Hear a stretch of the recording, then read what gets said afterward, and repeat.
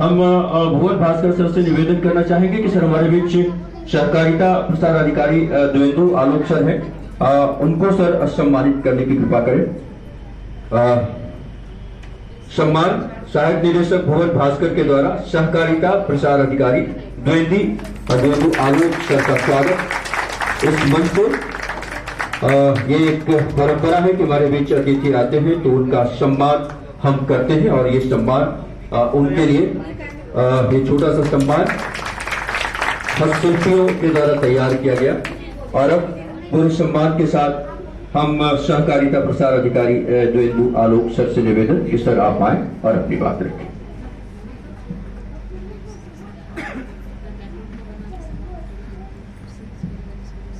बहुत बहुत आभार। सबसे पहले इस टीम को जो कि सफल संचालन और सफलतापूर्वक इस कार्यक्रम को संपादित कर रही है, उसके लिए मैं आभार व्यक्त करता हूं अपने मित्र भुवन भास्कर जी का। और हमारे बीच डॉक्टर कुमार वरुण हैं, वो भी हमारे मित्र हैं और ख्याति लब्ध साहित्यकार के साथ साथ काफ़ी सामाजिक क्षेत्रों में इनका जो अनुभव रहा है और कार्य क्षेत्र रहा है वो विस्तार पूर्वक उन्होंने कार्य किया है। आलोक जी भी हैं, वो भी हमारे मित्र हैं और विधि के क्षेत्र में भी इन्होंने बहुत अच्छा काम किया है और लगातार सोशल एक्टिविस्ट के रूप में भी अपनी भूमिका को बहुत ही सफलतापूर्वक उन्होंने निर्वाह किया है।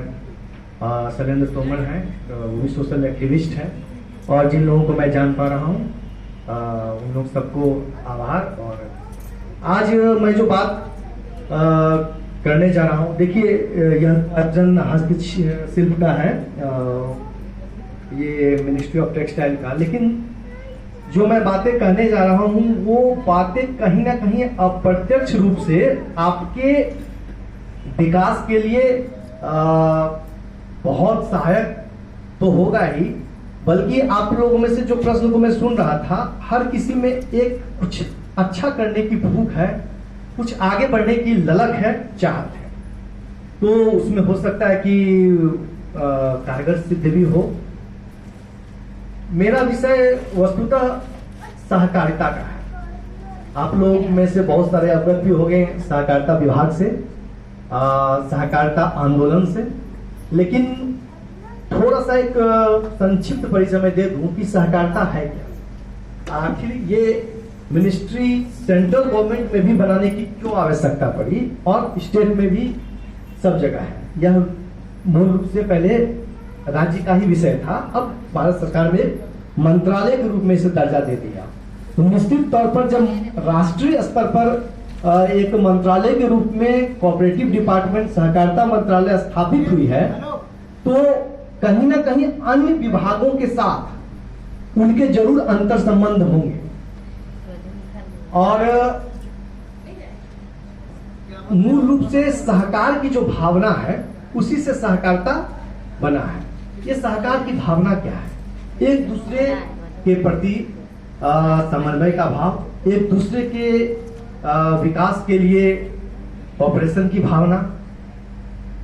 देखिए यह बात सत्य है कि हम लोगों में एक दूसरे के प्रति जो सहकार की भावना है, कॉपरेशन की भावना, वो तो बहुत है, उसमें कोई दो राय नहीं है, लेकिन हम लोग उसे एक्शन में नहीं ला पाते। और जब वो एक्शन में आएगा तभी हमारा उद्देश्य सफल होगा। महात्मा गांधी जी ने बहुत अच्छी बात उन्होंने कही कि सहकार बिना सदाचार के संभव नहीं है। तो आपका आचरण जो है वो अच्छा हो तभी सहकारिता का उद्देश्य पूरा होगा। अब मैं बहुत जल्द आपके हित की बात मैं संक्षिप्त में कह दूं कि सहकारिता विभाग में 1904 के बाद यह धीरे धीरे प्रक्रिया में आई। सहकारिता आंदोलन की शुरुआत 1904 से हुई और आज लगभग पूरे देश में 5.5 लाख सोसाइटी रजिस्टर्ड है और वो समिति के रूप में कार्य करते हैं। पंचायत स्तर पर, प्रखंड स्तर पर, आप लोग सिर्फ सहकारिता से आपका सरोकार रहा होगा। कृषि के क्षेत्र में आप लोग जो देखते होंगे पैक्स, झारखंड में लैंड्स है ना, तो प्राथमिक कृषि साख सहयोग समिति उसे बोलते हैं। लेकिन ऐसा नहीं है। सहकारिता विभाग के अंतर्गत कई विषयों पर, कई क्षेत्रों में समितियों का रजिस्ट्रेशन होता है, निबंधन होता है, और वो निबंधन आप जब कराएंगे एक प्रूफ होगा। जैसे ये भी अभी आप ये वो प्रश्न कर रही थी कि मैं और भी जगह अच्छा करना चाहती हूँ, ये आप भी अभी यहाँ नए शिफ्ट किए हैं, आप भी अपने सोच को, अपने हौसलों को एक नया आयाम देना चाह रही होंगी, तो उसके लिए आपका कार्यक्षेत्र का बड़ा होना बहुत आवश्यक है, और बड़े होने के लिए एक संगठन का होना बहुत आवश्यक है, ताकि आप उसे व्यापक स्तर पर उसका प्रचार प्रसार भी करें, उत्पादन भी करें, मार्केटिंग भी करें। वो एक टीम के द्वारा ही संभव हो सकता है। अब एक रजिस्ट्रेशन आपने एक सोसाइटी के रूप में कर लिया, आप लोग को पता होगा या नहीं, लेकिन कई वित्तीय संस्थाएं देश में हैं जो कि समितियों को फाइनेंस करती हैं। आप लोग जिस क्षेत्र से हैं, ये जो झारखंड का यह जो क्षेत्र है, संथाल परगना क्षेत्र है, और बिहार से जो अटैच्ड ये क्षेत्र है, ये आर्थिक रूप से बड़ा पिछड़ा क्षेत्र है। यहाँ जागरूकता के साथ साथ आर्थिक रूप से भी लोग कमजोर हैं। तो एक तो पहली चुनौती आपके सामने आती है कि आखिर आर्थिक रूप से कैसे सबल हो, तभी हम कुछ सोच सकते हैं, तभी हम कुछ कर सकते हैं।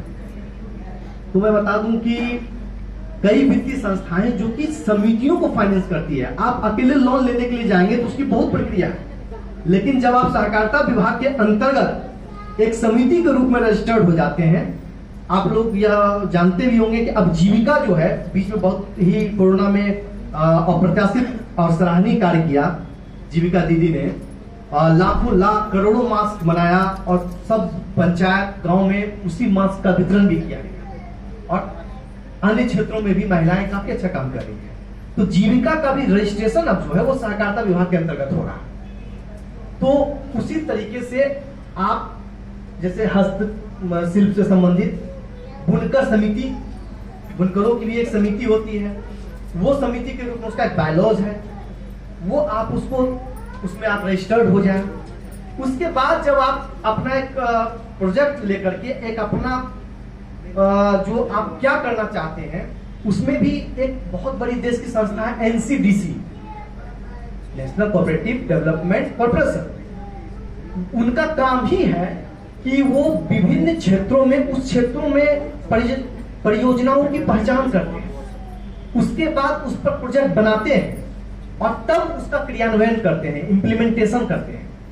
तो अब संथाल परगना ये क्षेत्र है, यहाँ क्या संभावना है, यहाँ क्या हो सकता है, वो स्टडी करेंगे। आप बताएंगे कि मैं इस क्षेत्र में ये विशेषताएं हैं, इससे संबंधित मैं एक प्लांट लगाना चाहता हूँ, एक मशीन खरीदना चाहता हूँ, या एक कुछ ऐसा करना चाहता हूँ जिससे कि ये व्यवसाय आगे बढ़े, जो कि यहाँ की विशेषता है। और एनसीडीसी उन्हीं क्षेत्र के अनुसार ही रोजगार से संबंधित परियोजनाओं को एक पहचान दिलाते हैं, उस पर एक वर्क करते हैं। जैसे राइस मिल की स्थापना, बड़े बड़े राइस मिल, अरबा प्लांट, उसना प्लांट देखते होंगे, एनसीडीसी के माध्यम से भी स्थापित होते हैं। अब जिस क्षेत्र में धान का उत्पादन ही ना हो, वहां पर राइस मिल की क्या आवश्यकता, लेकिन वो राइस मिल ये बंगाल, बिहार, उड़ीसा ये क्षेत्र में वो देते हैं। गोदाम निर्माण, बड़े बड़े गोदाम, 500 MT, 1000 MT, 2000 MT का गोदाम निर्माण होता है। लेकिन गोदाम एक ऐसा चीज है जो कि हर जगह उसकी आवश्यकता है, खाद्यान्न भंडारण के लिए, अनाज के भंडारण के लिए। तो उसी तरीके से तेल मिल, आटा मिल, छोटे से छोटे प्रोजेक्ट और बड़े से बड़े प्रोजेक्ट, दोनों तरह के प्रोजेक्ट को फाइनेंस किया जाता है एनसीडीसी के द्वारा। तो आप उसके माध्यम से आप लाभ ले सकते हैं। नाबार्ड है, नाबार्ड भी बिल्कुल